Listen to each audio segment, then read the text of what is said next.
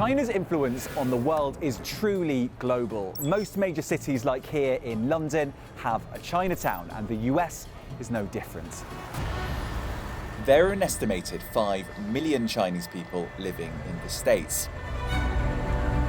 President Trump's focus on banning TikTok has stolen most of the headlines, but it's his targeting of WeChat that could have an even bigger and more profound impact on US-China relations.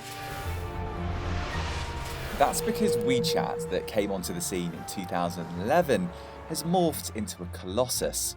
It's less of an app and more like an operating system. Here's Chris, a Chinese student studying in London, explaining what it is.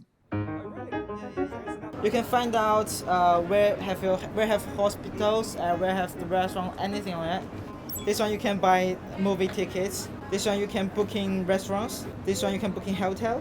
If you want to find out the PlayStation, I have an account for business. I'm selling the things on it. So it's just kind of everything in your life is on this app. Yeah. WeChat has become so big, so much a part of everyday life, it's become totally essential to its more than 1 billion users. This is Winnie, originally from Malaysia, who's lived in London for 10 years. How would you describe it to you? How important is it? Half of my life. You know, old people like my mom, they only know how to send a message similar like WhatsApp, but WeChat is more easy for them. Don't have WeChat, I don't know my mom will cry or not.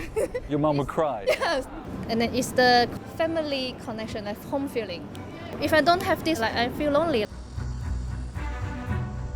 Tencent, the owner of WeChat, won't say how many users it has outside of China, but it's thought to run into the tens of millions. It, along with other Chinese apps, has caught the attention of the US authorities. President Trump has mentioned impending action on TikTok, and for good reason. With parent companies based in China, apps like TikTok, WeChat, and others are significant threats to personal data of American citizens.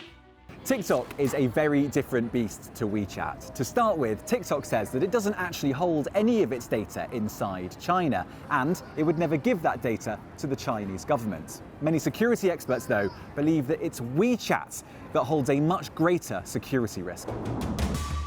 This is the former chief security officer for Yahoo and Facebook, Alex Damos. Of all the Chinese companies to worry about, TikTok isn't even in my top 10, probably, right? Because I find TikTok to be, a little bit of just a symbol here, standing in for the entire Chinese industry. Like, probably the Chinese company I'd be most worried about is Tencent because of WeChat. WeChat is one of the most popular messaging apps in the world. It is used by the entire Chinese diaspora, and people run companies on WeChat. They have incredibly sensitive communication. They probably do things that could open them up to blackmail. And so those are the kinds of apps I would start with before an app full of dancing teens. WeChat has long been criticised for censoring users in China. Then a Canadian analytics company, Citizen Lab, looked into how WeChat moderated its users outside of China. So we find routinely that topics related to perennial taboo issues like Tiananmen Square, Hong Kong, Falun Gong, anything to do with Tibet or the Dalai Lama, those are pretty routinely censored. The people we spoke to, though, didn't seem to be too concerned about security issues. The reason why he's saying that he doesn't want it in the US is because he thinks that some of the data from users goes to the Chinese government. No, this is not the truth. It's not really. It is like very important to the country. So maybe the government will control it a little bit, but I think that's the good part for us. Because if there's no government to control it, it will be something bad will happen. Researchers, though, not only found WeChat censoring political content, it was also censoring content related to COVID-19.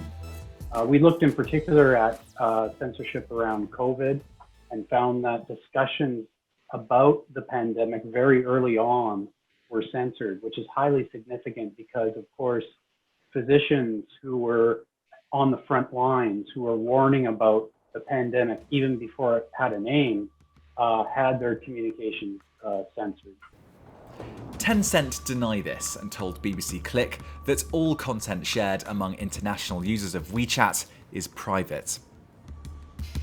Data security isn't the only reason Trump has decided to ban WeChat. It's far more political than that. And to be honest, it is hard to look past the fact that these tech companies have been sucked into a wider geopolitical battle between two superpowers.